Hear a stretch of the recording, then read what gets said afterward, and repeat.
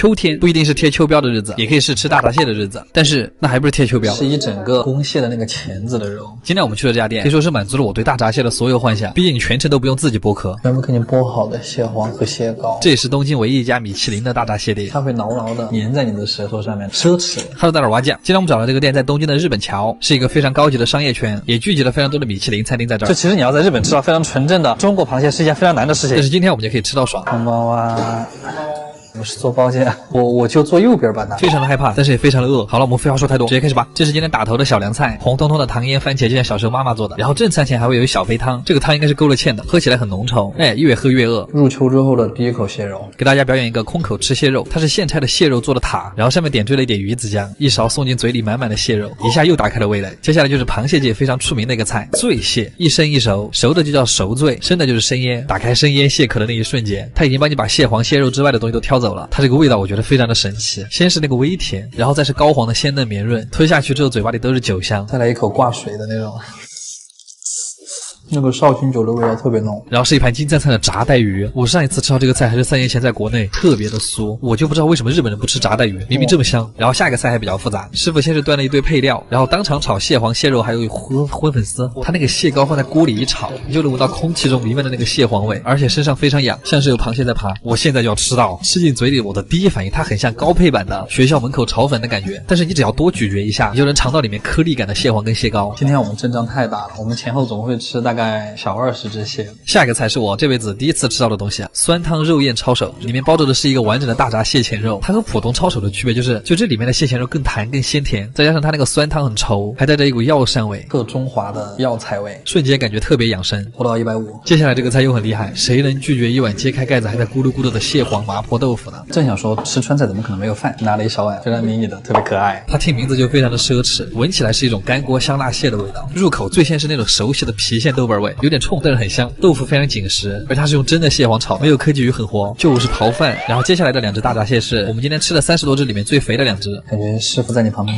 剥螃蟹还是会有点紧张。看着服务员把螃蟹拆开，又摆得整整齐齐，甚至还有点像艺术品。就问这一壳的蟹黄蟹膏，谁看得不迷糊？有大口蟹黄，它这个蟹黄真的是鲜的泛甜，这里面的油香你都不用细品。然后接下来这一盘就是今天的王牌，秃黄油捞饭，橙红的蟹黄和蟹膏看着就很有食欲。把它倒在饭上，我们先尝一口原味，原味吃起来就是很香很甜，蟹膏会粘稠的挂在你的嘴巴里，舌头去舔的时候还会有点难舍难分，但是多吃2口可能就会腻。这个时候加一点旁边的黑醋，就更能激发螃蟹的香气。我发现加了醋肉的更好。这个菜真的太爽了。然后下一个菜非常清爽，芦笋炒蟹腿，就是蔬菜，对，它是蔬菜啊。最后的压轴还挺有意思，是一笼巨大的蟹粉汤包。它这个皮很神奇，它其实很薄，你可以看到里面的蟹肉，但同时它也可以提起来玩，还配了一个吸管可以喝里面的汤，像蟹奶的那个感觉，肉汁混着蟹香，而且它这个里面的肉馅也混合了蟹黄。我感觉这一个汤包就用了好几只螃蟹。收尾的甜品是这种梨汤，喝起来暖暖的很舒服，秋天的梨汤果然就很润肺。吃完螃蟹再喝一碗姜茶，暖暖胃。今天这一顿饭真的让我体验了一把螃蟹自由，而且你是在东京，这家店就感觉比国内的餐厅还好。阿基推荐指数9分，看怎么样？我吃了3片它那个大肉，我现在就是一个非常的后悔。自从我来了日本，就吃了非常多的便当，但是从来没有吃到过像今天这样的。什么呀？肘子肉，太噎了。今天在油馆看了家特别劲的店，据说它是一家专门为大胃王设计的便当店，店长甚至还开启了一个挑战，如果你能顺利吃下这个2间的便当，就可以迎娶他的女儿。啊，怎么可能？这家店现在在油管上面也特别的火，不仅是因为它量大，其实主要是因为它便宜，有多便宜，待会儿对比一下你们就知道了。今天我们来的地方是龟户，今天我们还特意找了个大胃王，林华，注意看，他今天特地穿了一件宽松的衣服，看来他并不打算保留任何实力。我以前在学校门口点了半斤面，被同学笑了1学期。这个就是他们家的店面，非常的朴素，门口的横幅就写着寻求挑战1公斤便当的人。店里的便当也非常直接，想吃什么都可以直接拿起来看。我发现它种类异常的丰富，价格和重量也写得很清楚，有鳗鱼炸鸡厚蛋烧，也有生姜火腿可乐饼，还有这种炸鸡超厚肘子肉，还有这种大阪烧、炸鸡、章鱼小丸子。七龙珠可爱型哦，它甚至还有这种350日元的超低价区，折合人民币才19块，这种陨石饭团也很劲。我今天要挑战的就是这个肘子肉。これ一つお願いします。じゃあ2000円でお願いします。はい、ありがとうございます。真实的1公斤哦，拿在手里像提了一个铅球。为了吃他们家，我已经3天没吃饭了，想看一下我能吃掉多少克，所以还专门准备了一个秤。好大的小区。到家我们先要给便当加热，但是你猜怎么着？嘿嘿，他那个底盘直接被压死，笑死。那个微波炉根本转不动它。但是不管37、21、79、28，废话说太多，我们开始吧。这个总共是5片肘子肉和4坨炸鸡，中间还有一条炸虾，一点咸菜。它这里面的菜都是今天早上用新鲜食材做出来的，所以我们先尝一下鸡块，看是不是真肉。碎蒸肉，它这个炸鸡应该怎么形容？其实没有很多淀粉，但它就是有点像跑了1000米之后的我，软了，比我想象中的更扎实。不能说难吃，就是有点噎人。来，我们便当的重头戏——肘子肉，它真的是很厚的一片，感觉它在扯我的筷子。好日本的味道，特别的照烧。先说感受，好吃，特别的肥，像咸烧白的加厚版，但是它是日式照烧的口味，又咸又甜。当你把它里面的油嚼出来的时候，就会很想刨饭。但是这种快感也仅限于2片肉之内。当你吃第3片的时候，你会感觉你的整个食道都挂满了猪油，非常独特的体验。换个口味，吃根炸虾，虾肉本身还是嫩的，就是外面的淀粉已经软了。接下来我们直接快放吧。谁能替我把这期视频拍完啊？我们来看一下我们刚才吃了多少，还剩多少。肉的话只剩2片肘子肉和一个虾尾。你吃了300克、200克、270克，你还撑着半斤骗人。好的，我们现在在此宣布挑战1000克便当大失败。再看一下大胃王吃了多少，吃了124克哎！所以我们到底在挑战什么呀？无语。当然吃不完的我们还是要打包回去继续吃。不能浪费，家人们！今天的视频非常愉快，而且推荐指数7分，嘎巴样。日式烤串，它其实还真有点东西，就跟成都的火锅一样，天天吃就有点腻，一天不吃你就感觉身上有小鸡在爬。东京的我们已经吃的差不多了，又到了吃串的时候。昨天因为那家拉面店闪现到了京都，我们又回到了仙斗厅，上一次吃寿喜烧的地方。其实我每一次来京都都会感叹，这里的氛围感是拉满了的。在这种地方吃饭，你就会觉得好像多收一点钱也可以接受。啊，这说什么呀？好装呀！糟了。今天来的这家店也算小有名气，店里人很多，也很有烟火气，有点像深夜食堂热闹版。我好像很久没有坐在过大酱面前了，有点小拘谨。他们家的小菜是用纸包着的，以为是什么稀奇玩意儿，但其实是毛豆，就感觉有创意，但不是很多。第一个前菜是一个冷的厚蛋烧，配了一坨很厚的萝卜泥，那种冷冷的奶香，有一种像蛋卷冰淇淋的感觉。这种咸甜的东西最开胃。然后是一盘薄切的牛舌尖肉，牛的舌尖肉会特别的嫩，烤得恰到好处的口感弹牙，越嚼越像火锅里的脆毛肚，再加上爽脆的莲菜，典型的日式山椒味，好吃啊！他们家怎么说呢？你吃的速度一般跟不上烤的速度。猪肉卷杏鲍菇，在外围刷了一层甜酱，其实杏鲍菇本身的口感就很像肉，所以吃起来会有一种港式叉烧的感觉。鸡胗是我吃串必点的，我真的对这些下水的串不能拒绝，那种带着炭火香味的嘎吱嘎吱的脆感，别人都是美酒配美人，我是帅哥配烤串，有点普信的感觉。接下来这个像棒棒糖一样的是猪肉卷生菜，我一直觉得创作出这个的一定是个天才。这个我可以整10串，巨健康。油腻的猪肉和清爽的蔬菜，就像我和满岛光有一种般配的感觉。这串比我脸还大的虾属实很让人心动，因为烤得很脆，所以特别好剥。他们家的虾其实比较绵软，不过我还是更喜欢那种现捞起来 Q 弹饱满的虾。猪肉包番茄这个我很喜欢，它其实和提灯有异曲同工之妙。提灯打包的是蛋液，它打包的是番茄汁，油水或者酸甜的汤汁顺着你的舌头往下流。刚才的烤生菜就是清爽，这个就是温润。下一串烤牛肉，他家的牛肉吃起来就是一个入味，但可惜它是美国牛肉，就是因为它吃起来非常的硬。我真的很爱烤香菇，香菇巨吸汁儿，我觉得它吃起来就是素鲍鱼，表面上刷了一层猪油，更香了。我就在喝水。然后这个是猪肉包红薯，8根子打不着的一个组合。这个红薯的调味会盖过肉香，我还是想念东北的拔丝地瓜。烤鸡腿肉嘛，只能说不如烧鸟店，它是黑胡椒山椒调味，就是很下酒。哇，猪肉包半熟蛋太好吃了，鸡蛋是提前卤过的，就它虽然是糖稀，但是又不会有液体。它中间那一坨吃起来特别像慕斯，再加上猪肉，好吃。它这个茄子烤的也很多汁。我发现我判断蔬菜好不好吃，主要是看它水多不多。同样的口感，但却没有香菇好吃。在日本，像这种传统居酒屋里面的串儿啊，都非常的有创意，真的很适合聚餐。但是想吃好吃的烧鸟，还是选择正宗的烧鸟店比较好。好了，阿基推荐指数8分，漂亮。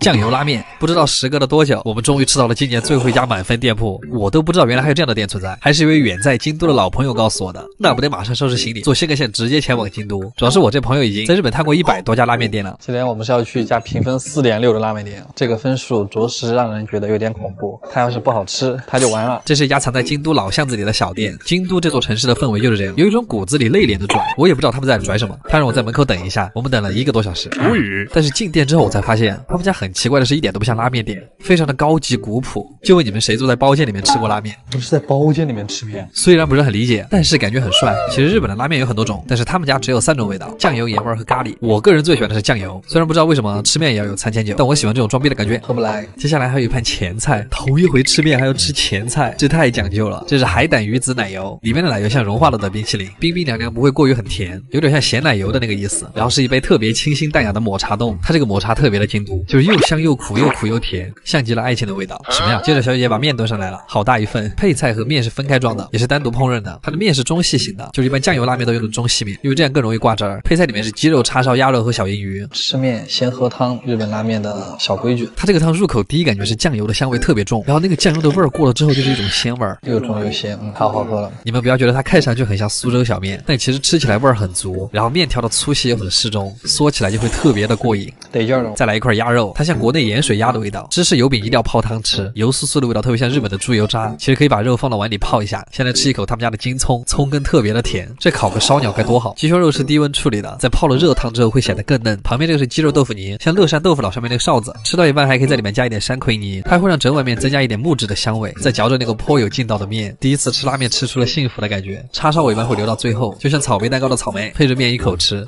我就是碳水之王，特满足，特满足。其实这么好的体验也没吃多少钱，比我们之前吃那个1万1碗的好多了。也特别佩服他们家精心设计过的仪式感，果然只要专心在做好面这一件事上，做出来的面确实很极致。阿基推荐指数10分，卡维尔真好吃。给大家表演一个帅哥啃菠萝。嚯哟！你们看我旁边这个巴西大哥，在赢了韩国队之后都笑成什么样了？甚至感觉今天来吃巴西烤肉，上菜都比平时要积极一些。好，大耳挖机，今天我们必须要吃一点有氛围的东西。但是说到巴西，我不知道除了巴西烤肉以外还有什么，好像还有个巴西鸡肉派。算了，我们还是吃烤肉吧。今天涩谷的这家巴西烤肉真的非常非常的绝。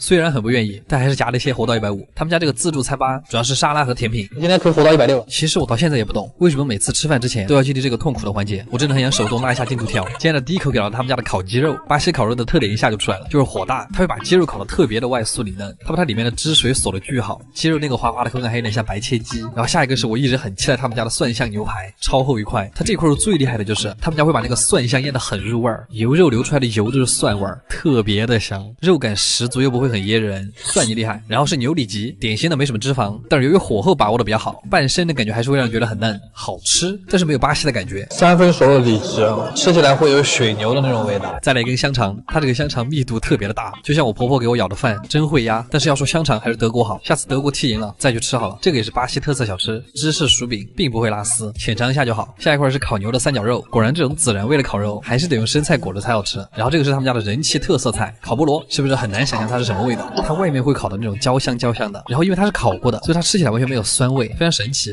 亚马逊丛林的属于是。他们家的烤羊腿肉我也特别喜欢，因为它巨膻，我操，膻疯了，太爽了，甚至让你有一种吃羊杂的感觉。2肉有10000个草泥羊在你嘴巴里面奔腾，这种时候就要配一个烤洋葱，你会觉得非常的应景。烤过的洋葱还会带着一股淡淡的苹果味儿。接着又是一块烤牛排，哎，有没有人跟我一样，就是特别喜欢吃这种滴血的牛排？刚刚在那边看到你，感觉血水旁边的你还挺好吃的。对了，他们家有个小妙招，就是吃腻了你就去问他们要那个菠萝，瞬间回满血，总共20多种肉。巴西人真的是很幸福的。阿基推荐指数8.5分，卡梅尔。日本和牛的历史其实只有60年，但它却发展成了全球最贵的牛肉。它为什么可以卖这么贵啊？岂有此理！所以我就去约了一家连续拿了5年百名店的和牛馆。这太扎实了，太爽了。毕竟我也想知道吃和牛吃到反胃需要花多少钱，特别是它里面那个最粉嫩的那个部分，是嫩的，我靠。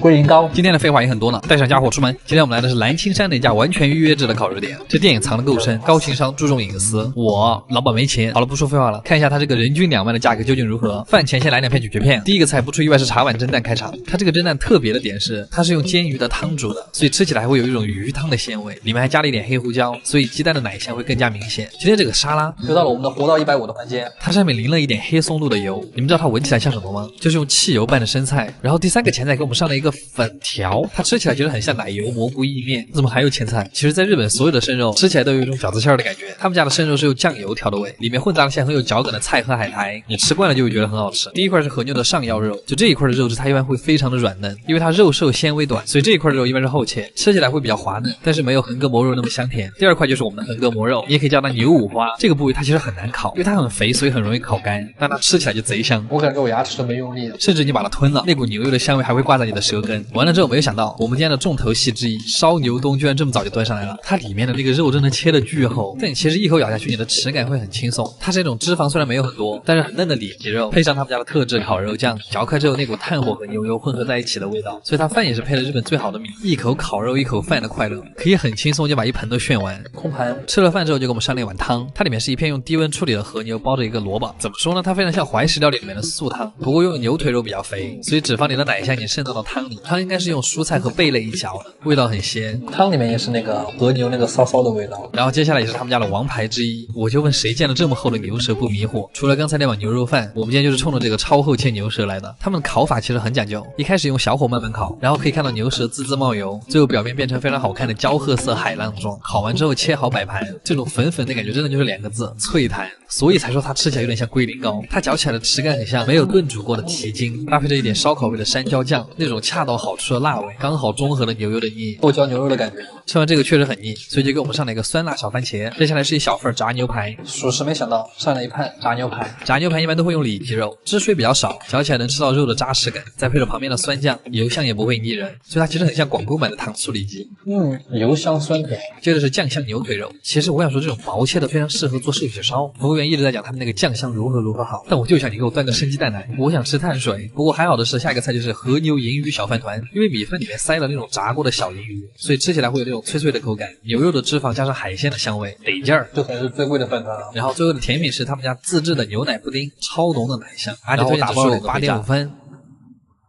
啊！就连欧洲第一的德国队都打不过日本了吗？那岂不得吃个法餐庆祝一下？等一下，你这个流量蹭的也太勉强了。像我这种非常会选餐厅的人，隔三差五不来当一下大冤种，我都浑身难受。我其实一直没搞懂，就是为什么好吃的法餐它都在日本和英国。今天我们去的是一家日系法餐店，但是为什么说到日系，你们待会儿就知道了。感觉这是一种很新的料理，结合了法餐吃不饱、日料还很贵的2个特点。虽然很冤，但谁叫我买了日本队呢？嘿，今天我们来的是日本的麻布十番，是我觉得在东京最小资的一个地方。我的梦想就是在这个地方买套房。进店之后感觉这家店是懂那个暧昧氛围的。这是我们的呆滞77。今天的第一个菜就很圆，虽然是前菜，但是炸汤圆。不过它里面包的是煎鱼，好日啊！然后是一碗热的冒烟的河豚汤。你们说法国人吃过河豚吗？喝起来像乌骨鸡汤。我很喜欢那股很浓的药膳味，它又鲜又养生。下一个前菜是高脚杯里装的蟹肉，感觉这个好像有点东西，虽然不够塞牙缝，但它在蟹肉里面居然加了苹果，再点缀了一点海胆和鱼子酱，日料的奢侈上来了。下一个菜摆盘虽然好看，但当我夹起来一筷子豆苗的时候，我感觉它的 CPU 无鱼。好在这个鱼肉比较嫩，一点淡淡的葱香，蘸上一点旁边的奶香微甜的酱汁，我更饿了。1个半小时了，还在吃前菜。接下来这个应该是我们最后一个前菜了，面包配虾头汤。我发现法国人特别爱吃这个菜。这个主菜端上来的时候，就是说我的一个眼流花都包起了。第一个主菜是惠灵顿鱼排，我其实不确定是不是叫这个。把它切开以后，酥皮鱼肉和菜的横截面看上去很有层次感。它这个酥皮单吃起来就很像烤好的小饼干，一整块下去又能嚼到鱼肉的鲜味感，还有面包的油香和蔬菜的清香。我懂了，它这个非常的日法混血，再配上一点黑松露，还是很有法国的感觉。好香啊！下一个主菜是烤芒果和牛排，这又是什么新奇的组合？感觉吃那么多前菜就是在为了等这个菜。但你抛开之后才发现，它是芒果和千层土豆，每一层的里面还夹着芝士，最上面那一层特别酥脆，味道有一点点淡淡的果甜，但是土豆的淀粉味更突出，就像吃了一口牛奶果味的土豆泥。它这牛肉好好切开哦。这一块蘸了红酒巧克力酱的牛排，就是纯正的法国味道。牛排的口感很嫩，咸甜的味道会越嚼越香，但我觉得其实换成鹿肉会更加的法国。然后这个是我们最后一个主食，这个菜也是他们家的特色招牌菜，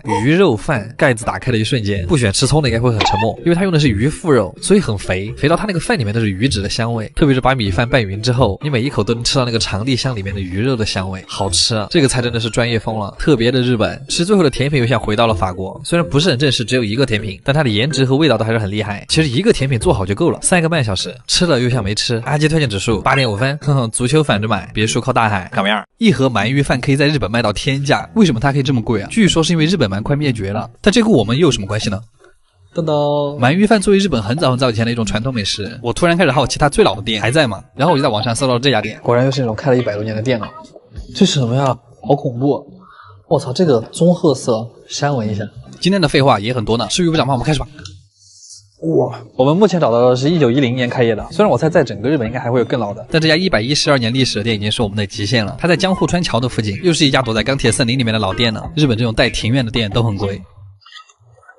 这是一个特别老旧的木造房子，我就害怕他们木板下面藏了什么奇怪的东西。哦，すごいね。他们家这个菜单上面的照片是100多年前开业的时候拍的。不要想那么多，开始吃饭。小菜是个豆腐，上面点缀了一点姜丝。果然有钱人都喜欢吃豆腐的，非常没劲。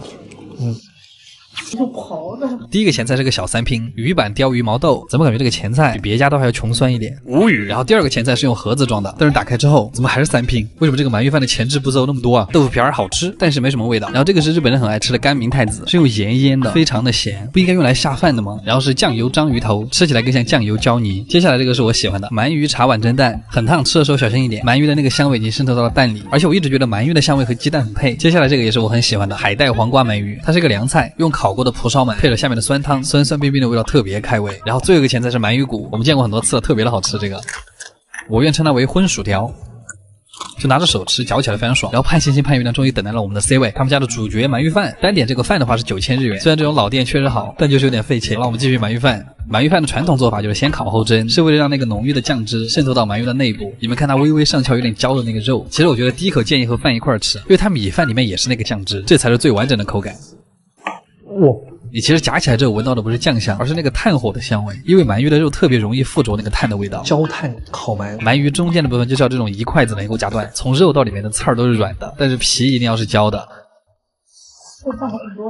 只有现杀的鳗鱼才能看到里面白花花的肉。接着中途来一口腌萝卜。据说先烤后蒸是为了锁住鳗鱼最原始的鲜味，所以才会有那种肉眼可见的鲜嫩程度。果然老店的黄肥鳝还是不一样，然后会上一碗鳗鱼干做的汤，烤过的鳗鱼干会让这个汤带上一种苦苦的茶香。最后是一牙哈密瓜，这东西在日本还不便宜。最后我们2个人一共吃了这么多，好像还有点贵。阿基推荐指数8分。尼泊尔料理，等一下它是什么菜啊？其实尼泊尔是个什么地方我都不知道，更别说这个地方的料理了，我脑子里面一片空白。但是我还是去查了，我网上搜到的图直接把我看饿了。对，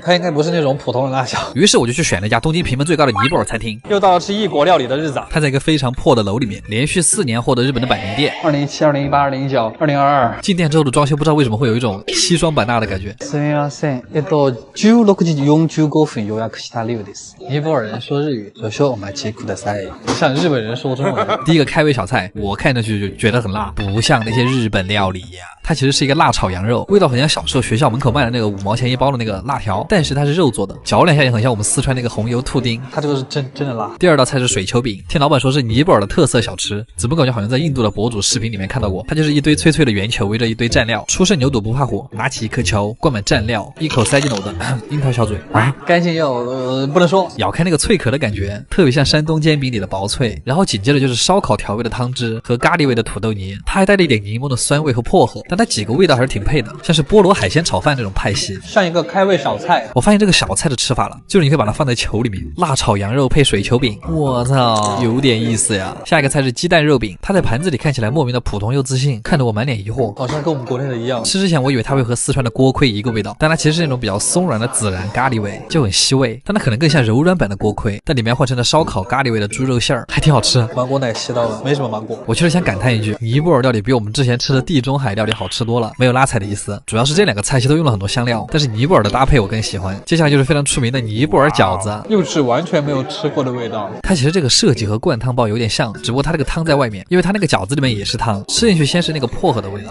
然后是经典的烧烤味，再是有一点肉馅里面酸菜的味道，就是饺子的部分特别像泰国的冬阴功酸菜饺子，非常的吃不腻，甚至有点像韩国菜。我觉得他们家有个特点，就是看起来都特别丑，但是味道就都是让你难以想象的那种美味。果然我的预判很准，这个菜还是很丑。尼泊尔人炒沙干，哇，这个吃起来真的就新疆味了，口感像是先卤后炸的乐山串串，但是这个更干。要非常注意的是他们家那个辣椒，真的要小心，它大概是小米辣的4、5倍的辣度。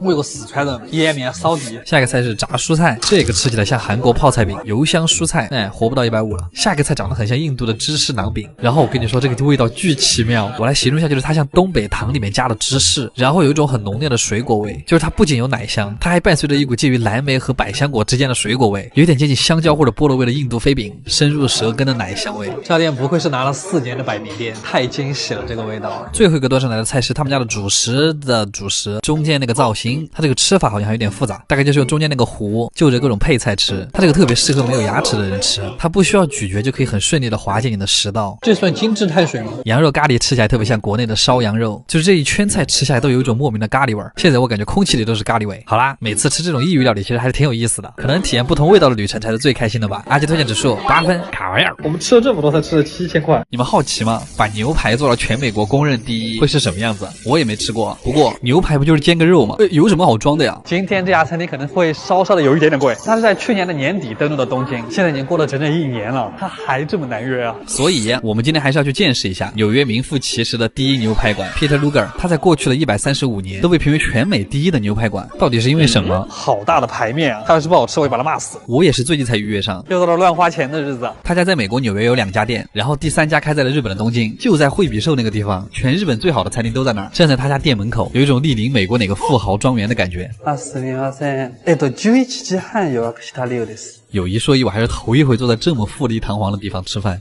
有一点点的拘谨。我们还看菜单吧，演示一下我们的紧张。上菜了，开始吧。他家的餐前面包会有好几种，我们选择了个小法棍，但咱们就是说，它比法餐厅的法棍还要硬点。小圆包就非常软了，不过面包只是为了引出一个很厉害的东西，就是他们家的秘制果味烤肉酱。正好我们的第一个主菜就端上来了，厚切培根。这个外貌其实不算特别惊艳，但是它端上来的时候表面还冒着油泡，好厚啊！我真的很爱厚切的猪肉，咬开最外面那层已经被烤得酥脆的皮之后，就能吃到里面比较软嫩的肉和油脂。它会稍微有点肥，但真的很香，空口吃2块会很腻，所以就要搭配旁边的烧烤梅子酱，厚切就是那种非常有层次感的体验。下一盘的烤鱼就清爽多了，三文鱼搭配烤过的西兰花，还有几瓣柠檬，这也不得瘦死。美餐最大的一个特点就是它非常的实在，他们家这个三文鱼真的很出名，它会把里面的鱼肉烤得非常的嫩，你甚至用刀背轻轻一拨它就开了，一口吃进嘴里还没嚼，就嘴巴里就会充满鱼肉的鲜味，而且因为它温度刚刚好，里面的鱼肉吃起来会很有韧劲，鲜味感非常足。我还想再夸一下他们家这个酱，这个酱有卖的吗？然后接下来就是牛排了，在万众瞩目下迎来了今天的主角，牛排还在滋啦滋啦的时候就被端了上来。然后他们家不用选部位，只有剔骨，然后它一半是菲力，一半是纽约客，也是2种完全不同口感的肉。牛排也都是当天从美国空运过来，经过28天的干式熟成，且是美国最高等级的牛肉 USD Prime， 所以它在日本可以卖到4万多一盘。来吧，一起来品尝一下号称是纽约第一的牛排。第一口我们吃原汁原味的，因为是干式熟成，它已经过滤掉了多余的部分，所以嚼起来会很轻松，还完整的保留了肉里面最精华的汁水。烤的过程中应该只用了黄油和盐调味，就是进嘴的第一反应就是这个肉很肥很厚实，接着是只有干式熟成才会有那个咸咸的汁水的味道。熟成的那个味道就是像鹿肉刚刚做好之后那个木材的味道，跟日本和牛的完全不一样，就它不是那种软塌塌的口感，它是那种外脆里嫩的感觉，就是最外面那层焦脆的肉真的太上头了，有点像川菜里面干煸过后的牛肉，让人特别上瘾。然后你咬下去又能感受到里面的肉的柔软和牛肉些许的脂肪，哇，有点停不下来的感觉。他们家这个西兰花上面全是油，所以会觉得今天的蔬菜环节格外的轻松。剔骨左边的里脊肉吃起来会更柔软一些，相比刚才比较有弹力的菲力会更好嚼开，可能因为它牛肉的品质实在是太好了，就算是熟成之后你也能吃到牛肉里面那股奶香味。最后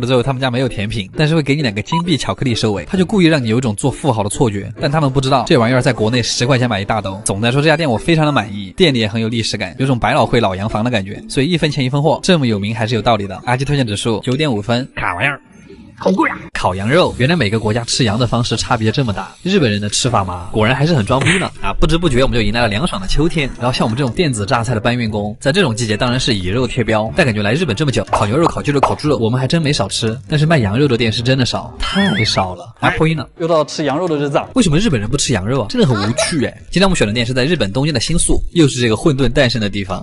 胖企鹅。すげえ。6時半予約したので。他家可以吃到羊身上19个部位以上的肉，一开始会给一个计时器，说是每块肉只用烤10到20秒。虽然我们已经点了他们家最贵的那个套餐，但是我们现在要点一点别的单品，我没取牙套，我发现。真胖。他们家的羊都是产自鹿儿岛和北海道，那有没有新疆的好吃呢？今天可以浅浅的对比一下。第一道大前菜是生拌羊肉加沙拉小拼盘，生拌无语。这个生羊肉因为加了照烧料，进嘴之后没有什么膻味，感觉跟生马肉是一个味道。然后接下来这个环节来的有点快，活到150。好的，还是吃羊肉吧。今天的第一份拼盘是羊腿肉和羊羔肉还有羊舌。第一个先来羊宝宝，它吃起来的第一感觉是没有很羊哎，并没有那种很冲很膻的羊肉味，可能是因为小羊身上的肉就是又奶又软嫩，这大概就是年轻的味道。长得像内脏一样的羊腿肉，可能因为它是羊外腿的部位，就会有一点点筋，嚼起来很有韧劲，里面布满了经络，越嚼越有那个羊肉的香味。但是因为羊肉的脂肪含量比较低，瘦肉偏多，所以非常的适合干海交叠。我的六婆呢？我怀疑他们家这个料就是偷的六婆。蘸着辣椒面吃起来的羊肉有种国内的味道了。然后我们烤的时候，旁边的服务员一直在强调不要烤太久，羊肉烤太久就特柴，少烤一会儿保留住里面的肉汁，那样才会 Q 弹。而且烤羊肉并不会渗出很多油，45度吃羊肉不会胖。最后烤一下厚切羊舌，蛮扎实的。羊舌外面吃起来比牛舌更紧实，但是里面又特别的软。它里面像那种炖了好几个小时的牛舌哎，好怪的口感哦，茄子。啊，就是没有任何调料的茄子。接下来是一盘切的巨好的菲力，它在烤盘上的时候我就有点咽口水了。烤熟之后，在旁边的雪盐上面滚一圈，这个感觉特别的治愈。它这种特制的雪盐是那种不规则的片状，那个咸味非常淡，甚至有点奶香，用那股淡淡的奶咸味激发出肉的鲜味。我现在特想刨2口米饭，然后这一盘铺满的是低温调理的羊屁屁肉。官方吃法是蘸着芥末吃，但是它的味道又特别像成都街边卖的卤牛肉，那就是说卤味我们要蘸什么吃？哎，六婆呀，不是广告。你甚至还可以把这个卤味拿来烤一下，因为这一块肥肉比较多，烤一下之后那个油香简直扑鼻。好的，接下来是这个肋骨肩膀肉，这个部位带了一定的脂肪，但是烤了之后那个部位吃起来有点脆脆的，就吃起来很有弹性的脂肪，不油腻不松软，甚至还可以嚼一会儿。下一块是羊沙朗，就相当于是羊的里脊肉，我不是很喜欢那个肉，它就没什么油脂。下一口给到了我们的羊汉堡肉，这一口羊肉回头紧皱，羊肉团子，里面的汁水和油脂还是很丰富。他们家把羊肉打得特别细，它其实就是羊肉版的酱汁狮子头，还可以蘸一下生蛋黄咸酱油，就是味儿很浓，很想吃米饭，胖死我。然后吃一个羊心，话说羊心算羊杂吗？就稍稍烤一下之后，那个口感特别细腻，甚至还有点鸡心的味道。果然那个羊膻味真的会让人很开心。最后收尾的是羊肉寿喜烧，果然是日本人开的店，好吃还是好吃的，但是羊肉的脂肪没有牛肉那么高，口感基本上就是靠鸡蛋的滑嫩来提升。甜品是冰淇淋，是一个猴子。总体来说他们家味道很好，膻味很足。鉴定完毕，但其实我个人还是更喜欢国内的做法。我现在立刻马上就想来一碗羊杂汤。阿基推荐指数8.5分，卡玩意儿，6万岁。寿喜烧，你们说日本最老的寿喜烧店它还在吗？这是一个疑问，但也是一个很值得寻找的答案。我操！所以我就去搜了，现在英特网上能找到最老的店在京都，我就知道又是哪儿，就是不管37297863，我们又花了2000块钱车票过来做慈善，就当满足这个夏天最后的好奇心。这家店叫寿喜锅啊，1864年就开了，比我们之前吃了1886年的还老。那个时候我差不多刚出生。它在京都的5大花街之一，先斗厅。我走在这条街上，我感觉我都老了20岁。它藏了大量的百年老店，这条街真的全是店，太爽了。废话说太多，但我就选说废话。すみません。7時予約したの量ですけど。我每次都会觉得这种全日式的装修私密性特别好，这种古朴的氛围感比东京的强多了，价格也非常的讲究。不说钱，说缘分的缘，一盘肉8500元，前菜是一个芝麻豆腐，就这个东西在京都特别流行，属实开胃，特别的滑嫩，甚至像鸡蛋羹。然后就没有那些无食包进的前菜了，直接开始做锅，先是一块牛油润一下，然后撒上白砂糖，非常关西的做法。然后在白砂糖还没有化开的时候，铺上牛肉 A5 的和牛就是一个大，煎一下之后再倒入酱汁，听着锅从滋啦滋啦的声音变成了咕噜咕噜的声音，看着和牛从红白相间变成了棕色，看着我从110斤变到了130斤。